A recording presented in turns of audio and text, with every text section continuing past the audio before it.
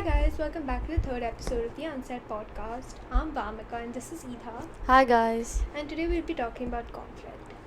So to start off, I want to ask you, what does conflict mean to you, especially in the context of teenagers? So, in the context of teenagers, I think conflict is misunderstanding, miscommunication, or a difference of opinion, um, a lot of examples of conflict that I see nowadays between like my peers and friend groups is someone being left out, someone being mean to another person as a joke, but they don't take it so lightly, or someone feeling like their friend is distancing from them and they haven't really justified it. So, yeah. So I think that all of us have been left out at some point in their life, obviously, right? You must have been left out at some point in your Yeah. life. So how did you deal with it back then? Was it right or was it wrong? How did you feel? So, when I used to be left out, I was very young and I didn't have the maturity that I do now. So, the way I handled it was wrong, but I feel like a lot of us handle it this way today and would have before, so it would be relatable. Um, I never spoke about it. A lot of people said that I was being a pushover because someone was dominating over me, and I think that they are right, but it's hard to talk about a conflict so openly, especially when it's with a whole group or more than one person, because you can feel like it's a majority over you, and when you talk about it, you can feel pretty vulnerable. And it's just, I feel like you've been in that situation, and we all have. When there's a lot of people, you feel like there's a lot of people against us, and you start, overthinking and contemplating, and what could happen if I talk about it. Maybe they'll reject me, maybe they'll dismiss me, and all of that just gets you so worked up that you decide, I'd rather stay silent, I'd rather be on the corner, I'd rather just be with the group, even though I feel so bad about myself when I'm with them, and I feel targeted at times. And it's just not the way to go about it. You'd rather speak about it, and I know it's really hard to speak about it, and I know you can feel very vulnerable when you talk about what's hurt you, but unless you do that, you're just pushing something so deep inside that you don't realize how it's gonna blow up in your face one day, and it's just gonna be so bad, and you're gonna be in such an emotional turmoil, you know? I definitely do agree with that point of yours. Speaking about myself, obviously I have also been left out at some point in my life, but the way I handled it was, maybe it was like in the gray area. It wasn't good or bad, but they kept trying to dominate me, and they kept trying to like get me to follow them all the time wherever they were going and everything. And for some time I used to do that, and we used to have fights, but the fights were very one-sided. It's like they used to keep telling me stuff, but I used to never like tell anything back to them, or I used to not reciprocate whatever they used to tell me. This happened for a really long time. It And then after a point I realized that maybe they're just not worth it. Like, if they've given me so much pain, if they've caused me so much pain emotionally, and I'm coming home and I'm crying, and it's like no one's there for me at that point, I thought of just letting it go, because I thought that was the mature way to go about it, and it worked for me. Like, letting them go and letting that group of people go who caused me pain, it kind of worked in my favor. But then after a point, I did tell them, after I distanced from them, I did tell them that, listen, I've distanced from you because of this reason.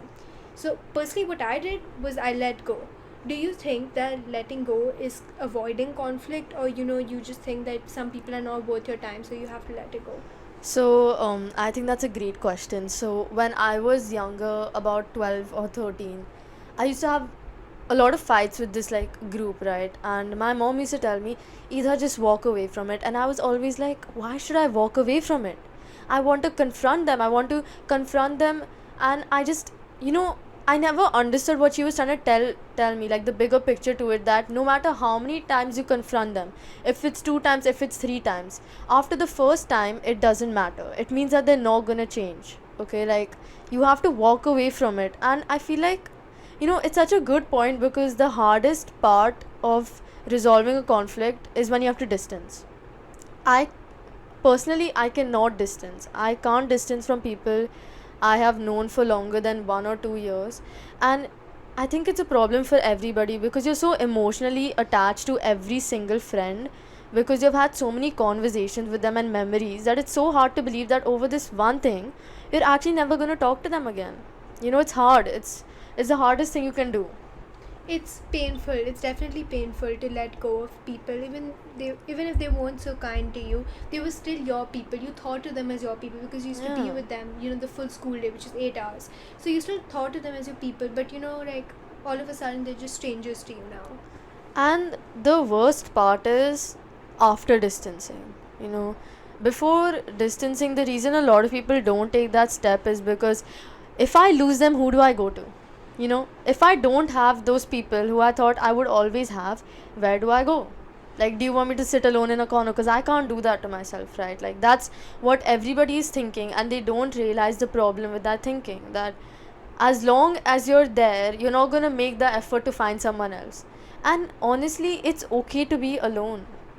It's important as a person to grow and understand that company with yourself is just as good as anything else, you know. It's better than Like, company with people who are yeah, bad. exactly. Like, just being yourself, getting to know yourself, just taking time out for yourself is not a bad thing. Some people even do detox. So, do you think that people listen to other people just for the sake of listening because they want to react as soon as they can to the other person's point? Or they listen because they actually care about the other person? It's almost always just to react because they want to be like, how dare you say that to me, you know. So if I go up to someone and be like, hey, listen, I think you've been a little rude to me these past few days, if I'm saying it sincerely, politely, or privately, you should respond to it saying, okay, thanks, I'll work on it. You know, it creates this relationship which is like, okay, we're like a team, we're working on our problems, or like it makes me feel comfortable enough or secure enough to actually go up to you and tell you all my problems instead of hiding it. And when you react to someone's like, you know, problem with you, they automatically stop telling you their problems. So someone who's extremely rude, dominant, and reactive to any kind of, you know, approach you have, whether you take it privately, publicly, or whatever. And the reason this is because they make the other person feel like they're wrong for bringing the problem up, and they're not. Unless you bring a problem up, it's not gonna get solved. It's always gonna linger somewhere there, like, you know, oh my god, she said that to me and now she said this to me as well, it's over. And then the other person's like, oh my god, I just said one thing to you. But then when you talk to them for the first time after 100 of these incidents, they're like, why didn't you just come to me? Why didn't you tell me I did this? I would have stopped the first time, you know. And if you can't speak up, you can't solve problems, right? There are many ways to solve a problem, but the first thing is to approach the person privately, not publicly, not shame them. Definitely, I definitely agree to your point, but I feel like in today's day, like even in our school, in today's day with teenagers, the problem is that if I have a problem with someone or I want to resolve a conflict with someone else, I don't know how open they would be to talking things out. It's very unpredictable. I'm in the dark about it, that I don't know the way they will react to me talking to them about a problem I have. It could be my close friend, but maybe I've never seen them react this way before. So I feel like it's a very big problem these days because people are unpredictable. You don't know whether they'll react to your problem or they'll respond to your problem, or they'll just ignore you and just give you the cold shoulder for a few days. Exactly, and I completely agree with that. And I feel like that's why most teenagers feel so vulnerable talking about their problems, and that is why most conflicts are not spoken about between teenagers, you know. And that's why there are so many conflicts. Like, as compared to adults, teenagers have so many conflicts because they don't know how the other person will react. You know, there's so many possibilities, and especially for people who are overthinkers or have anxiety, just imagine what they're going through if you don't make them comfortable enough to talk about their problems. Guys, that was all for part 1 of the podcast. Part 2 will be out in 2 weeks. Thank you so much for watching the podcast.